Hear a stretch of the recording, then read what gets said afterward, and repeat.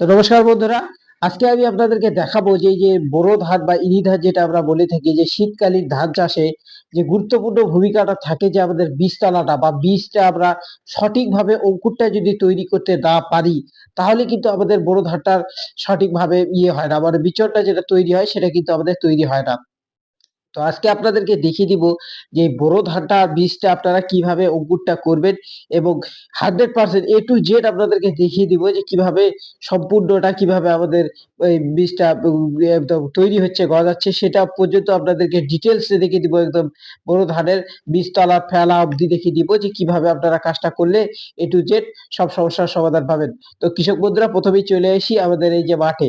এই যে আমরা দেখতে পাচ্ছেন খড়টা ছড়িয়ে দিব। প্রথমে আগে এই যে একটা চাতাল তৈরি করে দিব। আপনারা মাঠের থেকে খড় নিয়ে আসতে পারেন, এবং পুরাতন খড় হলে আরো ভালো হয়। তো এখন তো পুরাতন খড় নেই, আর মাঠে থেকে নতুন খড় নিয়ে আসলাম। নিয়ে আসার পর এই যে চাতালটা আপনারা দেখতে পাচ্ছেন, এটা সুন্দরভাবে আপনার বস্তার ক্যাপাসিটি অনুসারে আপনারা চাতালটা একটু তৈরি করে দিবেন, এবং বস্তার অনুসারে একটু বড় করে দিবেন যাতে গরমটা ভালো ধরে। কারণ কথাটা হচ্ছে, এই যে চাতালটা আমি তৈরি করছি, এই চাতালটা কিন্তু অবশ্যই আপনারা রৌদ্রে তৈরি করবেন। এই দেখুন আমাদের চারপাশে প্রায় ফাঁকাই আছে, ওই সাইড দূরে একটু গাছপালা আছে। তো এইভাবে চাতালটা প্রথমে আগে ভালোভাবে তৈরি করে নিবেন। তো বন্ধুরা, এই চাতালটা আমাদের যে তৈরি হয়ে গেল, এখন আপনারা কি করবেন, এই যে মার্শালের জলটা আমরা চাতালটা যেটা তৈরি করতেছি, আপনারা দেখতে পাচ্ছেন এই যে সকালবেলা আমরা চাতালটা তৈরি করেছি। এই যে খড়টা যেটা আছে সেটা কিন্তু এবার আমরা ভালোভাবে ভিজিয়ে দিব। এটা আপনারা টিউবওয়েলের জল দিয়ে সকালবেলা যে গরম জল, এখন তো বাড়িতে সবার প্রায় মিনি মার্শাল আছে, যাই হোক মার্শাল মোটর যা থাক, সকালে টিউবওয়েলের জলটা দিলে ভালো হয়। আপনারা অনেক সময় হয় কি, মাঠে পুকুর পাড়ে করেন, তাহলে আপনারা পুকুরের জলও দিতে পারেন, অসুবিধে নেই। যদি রৌদ্রটা ঠিকঠাক হয় তাহলে খুব ভালো হয়। তো যেহেতু এখন একটু কুয়াশার সিজন, এই সময় আপনারা বীজটা অঙ্কুরটা করার সুবিধার জন্য আমরা এই যে গরম জলটা, মার্শালের সকালবেলার যে গরম জলটা যে দেখতে পাচ্ছেন, এই জল একটু করে ভাপ বেরিয়ে যাচ্ছে, মানে সকালবেলার যে হিটটা থাকে জলের, সেই জলটা এবার ভালোভাবে খড়টাকে ভিজিয়ে দিবেন। খড়টা যতক্ষণ ভিজে এই যতক্ষণ ভালোভাবে ভিজিয়ে, দেখবেন যে সাইড দিয়ে যতক্ষণ জল না বেরিয়ে যাচ্ছে, ততক্ষণ কিন্তু আপনাদেরকে খড়টা ভিজিয়ে যেতে হবে। কারণ এই খড়টা শুকনো খড়, এটাতে কিন্তু ভিজতে সময় লাগবে। পারলে আপনারা ১ বার ২ বার রেস্ট দিয়েও খড়টা ভিজাতে পারেন। প্রথমে একবার দিয়ে দিলেন, একটু ২-৪ মিনিট পরে পা দিয়ে খুঁচিয়ে-টুচিয়ে ভালো করে, তারপর আবার আপনারা জলটা দিয়ে দিতে পারেন। এই যে জলটা গরম জল, এখন সকালকার জল কিন্তু গরম। ভালোভাবে জলটা দিয়ে দিবেন। সাইড দিয়ে যতক্ষণ না বেরিয়েছে ততক্ষণ আপনারা জলটা ইউজ করতেই থাকবেন।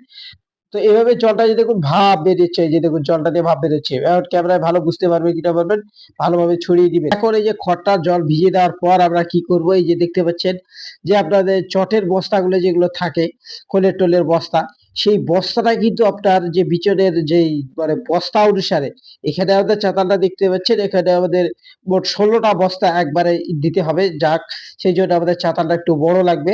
আপনাদের চাতালটার জায়গার পরিস্থিতি দেখে আপনার কয় বস্তা ধান সব, আপনার যদি আরো বেশি হয় তাহলে আপনারা আরো বড় করে দিতে পারেন। এখানে আমাদের ১৬ বস্তা ধান একবারে জাগ দিব। তো বন্ধুরা, এই সর্দির জন্য ঠিকমতো ভিডিওটা করতে পারছি না। তো যাই হোক, কষ্ট করে দেখে নিবেন। এই যে এখন এই যে বস্তাগুলা ভালোভাবে প্রথমে যে বিছিয়ে দিবেন। বিছিয়ে দিয়ে যাতে কি গরমটা ভালো ধরে। এই যে বস্তাটা সুন্দরভাবে বস্তাটা প্রথমে বিছিয়ে দিবেন। তো বন্ধুরা, এই যে বস্তাটা দেখুন বিছিয়ে দেওয়া হয়েছে। এখন আপনারা এই বস্তাটার উপর কিন্তু আবার সেই মার্শালের জলটা ছড়িয়ে দিবেন। কারণ এই বস্তাটাও শুকনো বস্তা, কারণ এই চাতালটা তো আমরা আগে থেকে তৈরি করা ছিল না, এটা একদম নতুন করে তৈরি করা হচ্ছে। যে আপনাদেরকে দেখাবো যে বোরো ধানের সঠিকটা, মানে বীজটা যাতে অঙ্কুরটা এ টু জেড ১০০টার মধ্যে ১০০টাই কাজে।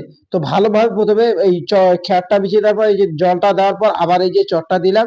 এরপর এবার আবার মার্শালের জল দিয়ে সেই যে আমাদের পুরাতন বস্তা, বা আমরা যে নতুন থাক পুরাতন শাক, সেটা আপনারা এই যে খোলের-টোলের বস্তা আছে সেইগুলো বিছিয়ে দেওয়ার পর জলটা কিন্তু আবার সুন্দরভাবে এই জল ছড়িয়ে দিবেন। কারণ একদম বস্তাটা যাতে, বস্তা, খড় এই সবগুলোই যেন ভালোভাবে ভিজিয়ে যায়। কারণ এই বস্তার এই খড়টা যদি আপনারা সব ভালোভাবে ভিজাতে না পারেন, তাহলে কিন্তু এই ধানের যে অঙ্কুরটার, ওটার কিন্তু গজানোর কিছু ত্রুটি থেকে যাবে। তাই অবশ্যই বন্ধুরা, এই যে এই বস্তাগুলো দেখতে পাচ্ছেন, এটা একদম ভালোভাবে ভিজিয়ে দিবেন। যদি আপনাদের টিউবওয়েল বা মার্শাল থাকে, তাহলে তো ভালো হয়। একদম পুকুর পাড়ে হলে পুকুরের জলও দিবেন, অসুবিধা নাই। রৌদ্র যখন হবে তখন অটোমেটিক সেটা গরম ধরে যাবে। আমরা এখানে সকালে দিচ্ছি, বর্ষাকালের জলটা একটু হিট থাকে, তো সুবিধা হয়। তো এবার এই যে বস্তাগুলো সুন্দরভাবে ভিজিয়ে দিবেন। তো বন্ধুরা এখন এই যে বাড়িতে চলে আসলাম, বাড়িতে এসে আপনাদের দেখাচ্ছি যে এই যে ধানটা আমরা গত ভিজিয়ে রেখেছিলাম ৩ রাত, সেই ধানটাকে কিন্তু ভালোভাবে আপনারা যে এই গরম জল দিয়ে, যে মার্শালের যে গরম জলটা সকালবেলা, সেই জলটাতে ভালোভাবে ধুয়ে দিবেন। কারণ এই যে ঠান্ডা জলটা, এই জলটা কিন্তু অবশ্যই যাতে নিচে নামিয়ে যায়, তাহলে কিন্তু খুব ভালো হয়। তো বন্ধুরা এখন আমরা বাড়ি থেকে এই যে দেখুন স্যান্ড করে নিয়ে চলে আসলাম, যদিও বাড়িটা কাছে, স্যান্ড করে আসলে একবারে অনেকগুলো বস্তা চলে আসে, তো এই যে স্যান্ড করে নিয়ে আসলাম। এবার এই বস্তাগুলো আমরা সুন্দরভাবে বিছিয়ে দিব। তো কিভাবে বিছাচ্ছি সেটা আবার আপনাদেরকে দেখিয়ে দিই। তো বন্ধুরা এখন আমরা বস্তাগুলো দেখতে পাচ্ছেন সুন্দরভাবে বিছিয়ে দিব, যাতে মানে ভালো সুন্দর পাতলা হয়ে একদম সফট ভাবে গোটা, আপনাদের যে বস্তার পরিমাণ আমাদের এখানে 16টা বস্তা আছে, তো এটা আমরা এখন ভালোভাবে বিছিয়ে দিব। শুধু বস্তাটা ভালোভাবে বিছিয়ে দিলে হবে না কিন্তু, এই যে দেখুন আমার সিস্টেমটা একবার দেখে নিন। একদম হাত দিয়ে ভালো করে কিন্তু এই যে একদম কোনায় কোনায়, বস্তার কোনায় কোনায় ধানটাকে পুঁছে দিতে হবে, যাতে ধানটা পাতলা ভাবে থাকে এবং শুদ্ধভাবে একদম, যাতে এই যে হাত দিয়ে এরকম সরাই সরাই দিয়ে ধানটা বস্তার কোনায় কোনায় দিয়ে দিবেন, যাতে ধানটা প্রতিটি জায়গায় ছড়িয়ে ছিটিয়ে ভালোভাবে থাকতে পারে। বস্তা আমাদের দেওয়া হয়ে গেল। এখন বন্ধুরা এই যে বস্তাটা রেডি হওয়ার পর এখন কিন্তু আমরা আবার এই যে দেখতে পাচ্ছেন খড়টা, যে দেখতে পাচ্ছেন খড়টা কিন্তু আবার আপনাদেরকে, এই যে পুরো বস্তাটা আমাদের দেখতে পাচ্ছেন সব রেডি করা আছে, মানে চাতালটা তৈরি হয়ে গেল, বস্তা টস্তা দিয়ে সব রেডি করা হলো। এবার আবার আমরা খড়টা দিয়ে দিব, খড়টা দিয়ে পুরোটা খড়টা দিয়ে আবার ঢেকে দিব। খড়টা কিন্তু ভালোভাবে ঢাকে দিতে হবে, ঢেকে না দিলে কিন্তু গরমটা হবে না। আবার সেইভাবে ওই প্রথমকার প্রসেসের মতো খড়টা প্রতিটা জায়গায় কোনায় কোনায় ভালো করে দিয়ে দিবেন। খড়টা ছড়িয়ে দেওয়ার পর কিন্তু আবার আপনারা সেই খড়টা যে দিলাম, সেই খড়টার উপর কিন্তু আবার আপনাদেরকে জলটা ভালোভাবে দিয়ে দিতে হবে। আপনাদের যদি মনে হয় যে না অতিরিক্ত ঠান্ডা, কিন্তু এখানে আপনারা কিছু হালকা গরম জলও ইউজ করতে পারেন। সেটা কিন্তু হালকা চুলায় হালকা উষ্ণ গরম জল, আপনার হাত দিয়ে দেখতে পাবেন জলটা যাতে থাকে গরম, মানে বেশি গরম না কিন্তু হালকা, মানে এটা হলো তড়িঘড়ি প্রসেসটা। যদি আপনারা ঠান্ডা মানে তাড়াতাড়ি গরমটা ধরাতে চান, তাহলে কিন্তু আপনাদেরকে গরম জল দিতে পারেন। আর তাছাড়া যদি মাশাআল্লাহ সকালবেলা হয়, যেহেতু এই কাজটা আমরা সকালবেলা করছি, এই যে দেখুন বেলা একটু হয়ে গেল, তা রৌদ্র বেরোতে শুরু করেছে। এখন এই যে জলটা ভালোভাবে ভিজিয়ে দিবেন এবং পা দিয়ে কিন্তু পুরো খ্যাপটা একটু মানে বসিয়ে দিবেন, যাতে বস্তার গায়ের সাথে লেগে থাকে, কারণ একটু শুকনো কাঠ তো সহজে বসবে না। সেই জন্য খড়গুলো ভালোভাবে পা দিয়ে বসিয়ে দিবেন, তাতে বস্তার গায়ে গায়ে লেগে থাকলে সুবিধা হয় কি, গরমটা তাড়াতাড়ি বস্তার গায়ে পৌঁছে এবং ধানটা তাড়াতাড়ি অঙ্কুর হয়। তো এইভাবে বন্ধুরা সব একদম ভালোভাবে জলটা দিয়ে রেখে, এখন বন্ধুরা একটা তিরপাল নিয়ে আসতে হবে, যেটা কালো তিরপাল হবে। সাদা তিরপাল হলে কিন্তু খুব ভালো হয় না। আপনারা একটা কালো বড় দেখে তিরপাল নিয়ে এসে সেই যে আপনাদের চাতালটা তৈরি হলো সেটা কিন্তু ভালোভাবে ঢাকায় দিবেন, যাতে সাইডে কোনোভাবে হাওয়া বাতাস না পৌঁছে। চাইলে আপনারা দুটো তিরপালও দিতে পারেন, যে আমাদের আরেকটা তিরপাল দিতে হবে, সেটা আমরা দিয়ে দিচ্ছি। এই যে এখন তিরপালটা আমরা ভালোভাবে দিয়ে ঢেকে দিব। ঢেকে দেওয়ার পর বন্ধুরা সাইডে হালকা যদি ইট টিট বাঁশ টাশ দিয়ে, যাতে গ্যাসটা যে ভিতরে যে গরমটা ধরবে, সেই যাতে গরমটা বেরিয়ে যেতে পারে, সেই জন্য ভালোভাবে ঢাকিয়ে দিবেন। এবার দেখা হচ্ছে কালকে সকালে। তো বন্ধুরা এই যে দেখুন সকালে আপনাদেরকে ধানটা দেখাচ্ছি, দেখুন অঙ্কুরটা সব প্রায় বেরিয়ে গেছে, সামান্য কয়েকটা আছে আর একটু ছোট ছোট আছে। সেই অঙ্কুরটা আবার আরো একদিন রেখে দিব, তাহলেই কিন্তু হয়ে যাবে। চলুন নেক্সট দিন।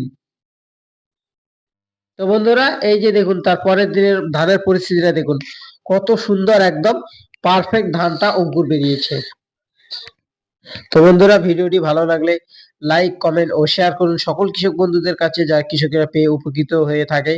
এবং কৃষক বন্ধুরা আপনাদের কিছু মতামত থাকলে অবশ্যই কমেন্ট করতে ভুলবেন না। অবশ্যই কমেন্ট করবেন আপনারা কি ধান লাগাচ্ছেন বা কি কিরকম ধানের অঙ্কুরটা বেরিয়েছে কি না বেরোচ্ছে। আর ভিডিওটি অবশ্যই সাবস্ক্রাইব করে পাশে থাকা ঘন্টিটি বাজিয়ে দিবেন, কারণ এই কৃষি বিষয়ে যে কোনো ভিডিও সহজে আপনার কাছে পৌঁছে যায়। কারণ এই কৃষিকে নির্ভর করেই আমরা এতদিন চলছি এবং কৃষির উন্নতি ছাড়া কিন্তু দেশের উন্নতি সম্ভব নয়।